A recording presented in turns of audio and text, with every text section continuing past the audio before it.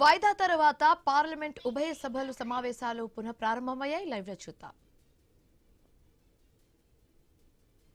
साफ साफ संसद में दिख रही है, संसद की मर्यादाओं को तार तार करके ये प्रजातांत्रिक मूल्यों का हनन कर रहे हैं।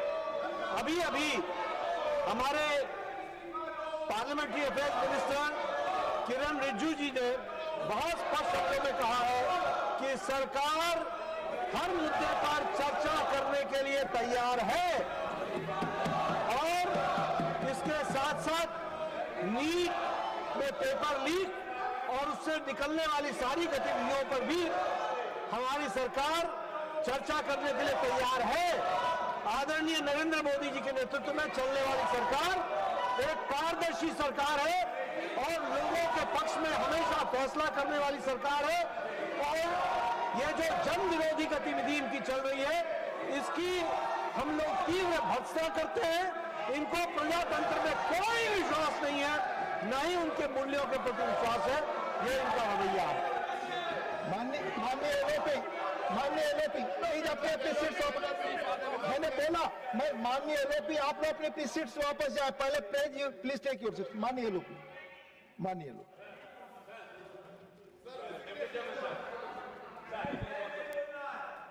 You want to raise?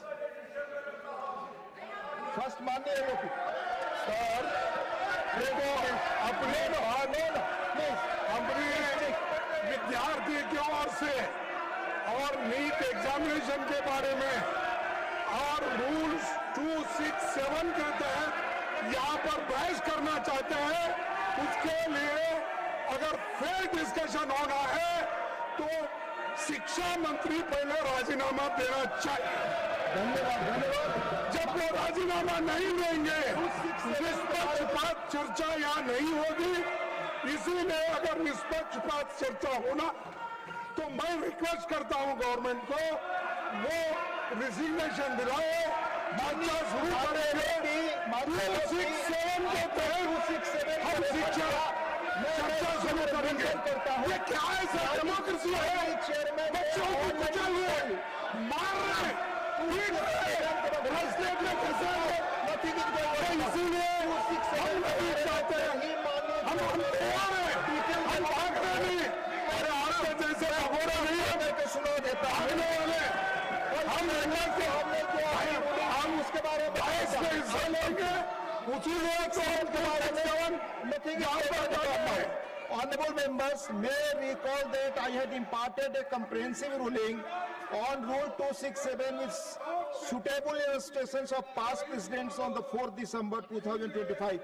It is also available in the MMD device of the benefit of members. In my ruling of 4th December 2025, I had drawn the attention of the House that the present form of the Rule 267 results from an amendment adopted by this House in the year 2000. The Rules Committee in the year 2000 was presided over by then Honorable Chairman Rajya Sabha, Sri Krishikant ji, and consisted of eminent members like Dr. Manmohan Singh ji, Sri Pranav Mukherjee ji, Sri Arun Shourie ji, M. Venkaiah Naidu ji, Swaraj Kaushal ji, Swami S. Nariman, etc. The committee observed that the rule was being used to seek discussions on matters not listed or not yet admitted. The committee therefore recommended restricting Rule 267 strictly to subjects related to the list of business and added a proviso preventing its use where a rule already contains a suspension mechanism. The House approved these recommendations on 15 May 2000. Members may also kindly note that between 1988 and 2000, discussions under Rule 267 were held only 3 times. Among just 2 of these occasions, the rule was invoked strictly as prescribed. Further, from 2000, amendments to the present no discussion have taken place under Rule 267. However, on 8 occasions, discussions were held only after consensus in the House. Honorable members can see that in almost 4 decades, this device of Rule 267 has been invoked in the House on rarest of rare occasions. In view thereof, I reiterate that valid notice under Rule 267 must specify the rule to be suspended, relate to an item in the day's list of business, provide the grounds for invoking Rule 267, not seeking suspension of business where a rule already allows suspension, contains a motion drawn in proper form, be invoked in rarest of rare occasion, despite above clarification. It is observed that members are still giving notices under Rule 267 every now and then which are not in consonance with the above conditions. I request honorable members to keep in mind the essential requirements of Rule 267 as highlighted above, and I reiterate that notices fulfilling the requirements could only be considered by me and admitted after taking the consensus of the House. Honorable Chairman has repeated this ruling yesterday only. माननीय त्रिची शिवा, हाँ बोले आपकी बात One minute, hello. माननीय Trichy sir, yes. Mr. Deputy Chairman, sir. We take your word. What you made in the observations. Kindly, please. Please. You said rarest of the rare occasion. What is going on is the rarest of the rare occasion. Already honorable Chairman has Please, sir, please. No, I'm not done. Please. The House is adjourned up to 3 p.m. No.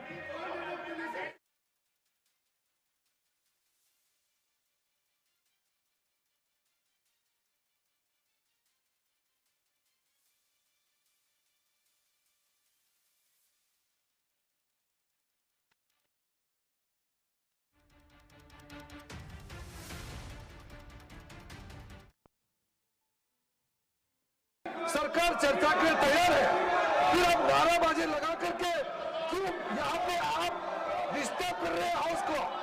अभी कई member से मैंने बात की है, सब लोग चाहते हैं कि चर्चा होना चाहिए।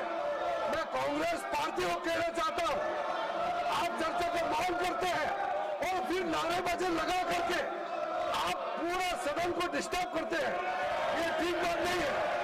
इसलिए मैं फिर आगे कहना चाहता हूँ सभापति महोदय आपके माध्यम से कि जैसे अपोजिशन पार्टी ने मांग किया है, जैसे सरकार चाहते हैं, हम मिल करके समय तय करें, नियम हम जैसे चेयर से रूलिंग देंगे मानने के तैयार है, और कितना लंबा चर्चा करना है जैसे चेयर से तय करेंगे, हम 100% सरकार तैयार है चर्चा के लिए। कि सरकार हर मुद्दे पर चर्चा करने के लिए तैयार है, और इसके साथ साथ नीट में पेपर लीक और उससे निकलने वाली सारी गतिविधियों पर भी हमारी सरकार चर्चा करने के लिए तैयार है। आदरणीय नरेंद्र मोदी जी के नेतृत्व में चलने वाली सरकार एक पारदर्शी सरकार है और लोगों के पक्ष में हमेशा फैसला करने वाली सरकार है, और ये जो जन विरोधी गतिविधि इनकी चल रही है, इसकी हम लोग तीव्र भर्त्सना करते हैं। इनको प्रजातंत्र में कोई सरकार चर्चा के लिए तैयार है, फिर आप नाराबाजी लगा करके क्यों यहाँ पे आप डिस्टर्ब कर रहे हैं हाउस को। अभी कई मेंबर से मैंने बात की है, सब लोग चाहते हैं कि चर्चा होना चाहिए। मैं कांग्रेस पार्टी को कहना चाहता हूँ, आप चर्चा को मांग करते हैं और फिर नारेबाजी लगा करके आप पूरा सदन को डिस्टर्ब करते हैं, ये ठीक बात नहीं है। इसलिए मैं फिर आगे कहना चाहता हूँ सभापति महोदय आपके माध्यम से कि जैसे अपोजिशन पार्टी ने मांग किया है, जैसे सरकार चाहते हैं, हम పార్లమెంట్ ఉభయ సభల్లో మళ్లీ గందరగోళం నెలకొంది. నీటి లీకేజ్, విద్యార్థులపై లాఠీ చార్జ్ అంశాలపై చర్చించాలని విపక్షాలు డిమాండ్ చేశాయి.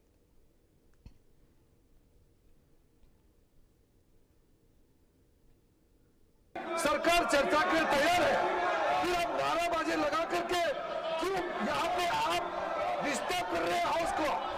अभी कई मेंबर से मैंने बात की है, सब लोग चाहते हैं कि चर्चा होना चाहिए। मैं कांग्रेस पार्टी को कहना चाहता हूँ, పార్లమెంట్ ఉభయ సభల్లో మళ్లీ గందరగోళం నెలకొంది. నీటి లీకేజ్, విద్యార్థులపై లాఠీ చార్జ్ అంశాలపై చర్చించాలని విపక్షాలు డిమాండ్ చేశాయి. ఇదే అంశానికి సంబంధించి మరింత తాజా సమాచారం మా కరెస్పాండెంట్ రాము అందిస్తారు.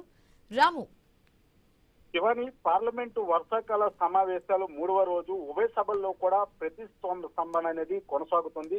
ఒకవైపు సభలో ప్రతిపక్ష సభ్యులు నినాదాలు, మరోవైపు అధికార ప్రతిపక్షాల మధ్య తీవ్ర మాటల యుద్ధం కొనసాగుతుంది. ముఖ్యంగా నీట్ పేపర్ లీకేజ్ వ్యవహారం ఇప్పుడు పార్లమెంట్ లో ప్రధాన రాజకీయ అంశంగా మారింది.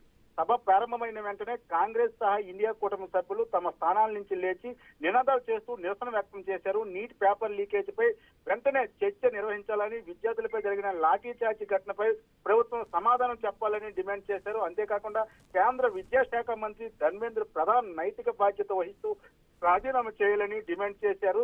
మరోసారి ఈ యొక్క తమ గళాన్ని గట్టిగా వినిపిస్తున్న పరిస్థితి కనిపిస్తుంది. ఇదే సమయంలో రాజ్యసభలో అధికార ప్రతిపక్షాల మధ్య తీవ్ర వాగ్వాదం చోటు చేసుకుంది. బీజేపీ జాతీయ అధ్యక్షుడు కేంద్ర మంత్రి జేపీ నడ్డా మాట్లాడుతూ ప్రతిపక్షానికి అసలు చర్చ జరగడం ఇష్టం లేదు, సభను పదే పదే అడ్డుకోవడం ద్వారా పార్లమెంట్ ను అవమానిస్తున్నారని చెప్పడం, ప్రభుత్వం చర్చకు సిద్ధంగా ఉంది కానీ ప్రతిపక్షమే చర్చ నుంచి తప్పించుకునే ప్రయత్నం చేసిందంటూ విమర్శలు గుప్పించారు. దీనికి ప్రతీకగా కాంగ్రెస్ అధ్యక్షుడు రాజ్యసభలో ప్రతిపక్ష నేత మల్లికార్జున ఖర్గే తీవ్రంగా స్పందించారు. ముందు ధర్మేంద్ర ప్రధాన్ రాజీనామా చేయాలి, ఆ తర్వాతే సభలో చర్చకు వస్తాము. నీటి పేపర్ లీకేజ్ లాంటి తీవ్రమైన వ్యవహారంలో బాధ్యత వహించకుండా మంత్రి పదవిలో కొనసాగడం సరికాదని స్పష్టం చేశారు. అయితే మొత్తంగా చూస్తే మరోవైపు పార్లమెంటు వెలుపల కూడా కాంగ్రెస్ ఎంపీలు నల్ల దుస్తులతో నిరసన కొనసాగిస్తున్నారు. నీట్ లీకేజ్ పై చర్చ, ధర్మేంద్ర రాజీనామా, ఆ విద్యార్థులపై లాఠీ చార్జ్ పై కేంద్రం వివరణ ఇవ్వాలంటూ ఈ 3 డిమాండ్లపై కూడా ఆందోళన అనేది కొనసాగుతుంది. మొత్తంగా చూస్తే నీట్ పేపర్ లీకేజ్ వ్యవహారం ఇప్పుడు కేవలం విద్యారంగానికి సంబంధించిన అంశం కాకుండా పార్లమెంట్ లో అధికార ప్రతిపక్షాల మధ్య ప్రధాన రాజకీయ పోరాటంగా మారింది. ఒకవైపు ప్రభుత్వం చర్చకు సిద్ధమని చెబుతుండగా మరోవైపు ప్రతిపక్షం మంత్రి రాజీనామాపైనే పట్టుబడుతోంది. ఈ ప్రతిస్పందన ఎలా ముగిస్తుందో, ఉభయ సభల్లో చర్చ మార్గం సుగమవుతుందా లేదనేది ఇప్పుడు ఢిల్లీ రాజకీయాల్లో అత్యంత ఆసక్తికరంగా మారింది. శివాని, రైట్ రాము, ఇందాక మీరు అన్నట్టుగానే ఖర్గే ఒక స్టేట్మెంట్ ని పాస్ చేశారు. ఎడ్యుకేషన్ మినిస్టర్ రాజీనామా చేస్తేనే ఆ తర్వాత మేము సమావేశానికి వస్తామన్నట్టుగా కూడా చెప్పడం జరిగింది. సో దీన్ని ఎలా చూడొచ్చు అంటారు? ముందు నుంచి కూడా ఏదైతే ఇండియా కూటమికి సంబంధించిన నాయకులు అకౌంటబిలిటీ కావాలి మాకు, ఏదైతే ఈ యొక్క పేపర్ లీకేజ్ అంశం సంబంధించి ఆ శాఖకు సంబంధించిన విద్యాశాఖ మంత్రి ధర్మేంద్ర ప్రధాన్ రాజీనామా చేయాలి, రాజీనామా చేసిన తర్వాతే ఏ చర్చలైనా కొనసాగిస్తామని కడాఖండిగా చెప్తున్న పరిస్థితి కనిపిస్తుంది. ఒకవైపు బీజేపీ కూడా ఈ వ్యవహారంపై స్పందించే పరిస్థితి కనిపించట్లేదు. నీటి ఏదైతే పేపర్ లీకేజ్ పై చర్చకు మేము సిద్ధంగా ఉన్నామని సంకేతాలు ఇస్తుంది కానీ కేంద్ర మంత్రి అంశంపై మాత్రం పక్కన పెడుతున్న పరిస్థితి కనిపిస్తుంది. అయితే గతంలో కూడా మనం చూసుకుంటే ఆ శాఖలకు సంబంధించి ఏమైనా పొరపాట్లు జరిగితే ఆ శాఖకు సంబంధించిన వాళ్ళు రాజీనామా చేయడం అనేది పరిపాటుగా ఉంటుంది. మరి ఇప్పుడు ఈ వ్యవహారంలో బీజేపీ ఎందుకు ఇంత పట్టుదలతో ఉంది? కేంద్ర విద్యాశాఖ మంత్రి ధర్మేంద్ర ప్రధాన్కు సంబంధించి ఎందుకు ఎంత ఆలోచిస్తుందని కొంత చర్చనీయాంశంగా మారింది. ఇంకా ఏదైతే వాళ్ళ ప్రధాన డిమాండ్ కేంద్ర మంత్రి ధర్మేంద్ర ప్రధాన్ రాజీనామా చేస్తే గానీ చర్చలకి మేము రాము, చర్చించమని మాత్రం చెప్తున్నారు. మరి ఈ అంశంపై కూడా బీజేపీకి సంబంధించిన నాయకులు కూడా చెప్తుంది, కావాలనే కాంగ్రెస్ ఇండియా కూటమికి సంబంధించిన వాళ్ళు పార్లమెంటు సమావేశాలు సజీవంగా జరగడం వాళ్ళకి ఇష్టం లేదు కాబట్టి తప్పించుకున్న ధోరణిలో మాట్లాడుతుందని మాత్రం వాళ్ళు చెప్తున్నారు. ఆ మాటలుగా రెండు ఉభయ సభల్లో కూడా ఆ డిస్కషన్ అనేది హోరాహోరీగా జరుగుతున్న పరిస్థితి కనిపిస్తుంది. మళ్ళీ పార్లమెంటు రాజ్యసభలో 2 సభల్లో కూడా ఆ గందరగోళ పరిస్థితులు అయితే నెలకొన్నవి. మరోసారి సభలో వాయిదా పడే అవకాశాలు అయితే స్పష్టంగా కనిపిస్తున్న విషయాన్ని. రైట్ రాము, నిన్న మొన్నటి వరకు అసలు ఈ పార్లమెంట్ సమావేశాల్లో ఎవరు కూడా బీజేపీ నాయకులు దీని మీద మాట్లాడకపోవడం వల్లే ఇప్పుడు కాంగ్రెస్ నేతలు నిరసనలు తెలియజేయడం జరుగుతుంది. ఇప్పుడు బీజేపీ వాళ్ళు వచ్చి మాట్లాడతామంటే కాంగ్రెస్ ఎందుకు వెనక్కి తగ్గుతుంది? అంటే రాజీనామా చేస్తేనే వాళ్ళు వస్తారన్నట్టుగానే అది క్లియర్ కట్గా తెలుస్తుంది. బట్ దీనికి ఫుల్ స్టాప్ పడాలంటే వాళ్ళు కూడా రావాలి కాబట్టి వాళ్ళు కూడా వచ్చే యోచనలో ఉన్నారా, లేకపోతే దీన్ని ఇలాగే డ్రాగ్ చేసే ఆలోచనలో ఉన్నారా? ఎన్ని రోజులు ఇలా జరుగుతుందన్న అంశం కూడా ఒక తెర మీదకి వస్తుంది. ఎఫ్సెవని ఈ వర్షాకాలపు పార్లమెంటు సమావేశాలు అనేవి బీజేపీకి ఎన్డీఏ కూటమికి ఒక కీలకమైన సమావేశాలు. ఎందుకంటే ఈ సమావేశాల్లో 28 బిల్లులు ప్రవేశపెట్టాలని, వాటిని ఆమోదం కూడా పొందాలనే మొత్తం ఒక వ్యూహాత్మకంగా అయితే బీజేపీ అయితే ముందు నుంచి కూడా ఒక ప్లాన్ ప్రకారం అయితే ఈ పార్లమెంటు సమావేశాలకు హాజరైన పరిస్థితి. అయితే కాక్రోచ్ జనతా పార్టీ చెలో పార్లమెంటు పిలిపించిన తర్వాత ఏదైతే ఆ సందర్భంలో జరిగిన విద్యార్థులపై లాఠీ చార్జీ కావచ్చు, గందరగోళ పరిస్థితులు కావచ్చు, ఈ నేపథ్యంలో దీనిని కాంగ్రెస్ కొంత లీడ్ గా తీసుకొని కాంగ్రెస్ కూడా నిన్న ప్రధాని ఇంటిని ముట్టడి చేసింది. ముట్టడి చేసిన క్రమంలో కొంచెం కాంగ్రెస్ ఇండియా కూటమి కూడా స్పీడ్ పెంచింది. ఎందుకంటే ఆ బీజేపీకి సంబంధించిన కొంత ఈ వ్యవహారంలో కొంత దేశంలో కొంత మైలేజ్ అనేది తగ్గిన పరిస్థితి కనిపించింది. దీన్ని అనువుగా చేసుకుని ఒక స్టాండ్ తీసుకున్నారు. ఏదైతే విద్యాశాఖ మంత్రి ధర్మేంద్ర ప్రధాన్ రాజీనామా చేస్తే గాని నీట్ ఎగ్జామ్ కు సంబంధించి పార్లమెంట్ లో చర్చించము. అంటే ప్రధాన్ రాజీనామా చేస్తే చర్చలకు వస్తామని చెప్తున్న పరిస్థితి. అంటే ఒక విధంగా బీజేపీ ఇండియా కూటమికి సంబంధించిన కాంగ్రెస్ కూడా పార్లమెంటు సభలనేవి సజావుగా జరిగేందుకు ఆస్కారం లేకుండా దాటవేసే క్రమంలోనే ఈ రకమైన గందరగోళం సృష్టిస్తుందన్న అనుమానాలు కూడా వ్యక్తమవుతున్నాయి. ఏదైనప్పుడు కూడా బీజేపీ కూడా ఒక స్పష్టమైన ఏదైతే విద్యాశాఖ మంత్రి ధర్మేంద్ర ప్రధాన్ పై ఒక నిర్ణయం తీసుకుంటే గానీ ఈ యొక్క అంశం అనేది ఒక కొలిక్కొచ్చే పరిస్థితి అయితే కనిపించట్లేదు. అటు జంతర్ మంతర్ దగ్గర ఏదైతే కాక్రోచ్ జనతా పార్టీకి సంబంధించిన కార్యకర్తలు వాళ్ళ ప్రతినిధులు కూడా నిరసనలు వ్యక్తం చేస్తున్న పరిస్థితి. ఇప్పుడు పార్లమెంటు రాజ్యసభలో కూడా ఏదైతే ఇండియా కూటమికి సంబంధించిన వాళ్ళు నిరసన తెలుపుతున్న పరిస్థితి అయితే కొనసాగుతుంది. ఏ అంశం తీసుకున్నా సరే ముందుగా వచ్చేది మాత్రం విద్యాశాఖ మంత్రి ధర్మేంద్ర ప్రధాన్ రాజీనామా చేస్తే గానీ తదుపరి చర్చలకు కానీ ఇంకే విషయానికైనా మేము సిద్ధంగా ఉన్నామని కాంగ్రెస్ అయితే ఒక అల్టిమేట్ ఇచ్చిన పరిస్థితి అయితే మనకి ఇప్పుడు స్పష్టంగా కనిపిస్తుంది. జవాని right, thanks for the updates Ramu. अगर फेयर डिस्कशन होना है तो शिक्षा मंत्री पहले राजीनामा देना चाहिए। धन्यवाद। जब वो राजीनामा नहीं देंगे निष्पक्षपात चर्चा यहाँ नहीं होगी। इसीलिए अगर निष्पक्षपात चर्चा होना तो मैं रिक्वेस्ट करता हूँ गवर्नमेंट को वो रिजिग्नेशन दिलाए, चर्चा शुरू करेंगे। 267 के तहत हम शिक्षा चर्चा शुरू करेंगे। ये क्या है सर? डेमोक्रेसी है? बच्चों को बचा हुए मार रहे నిరసనలు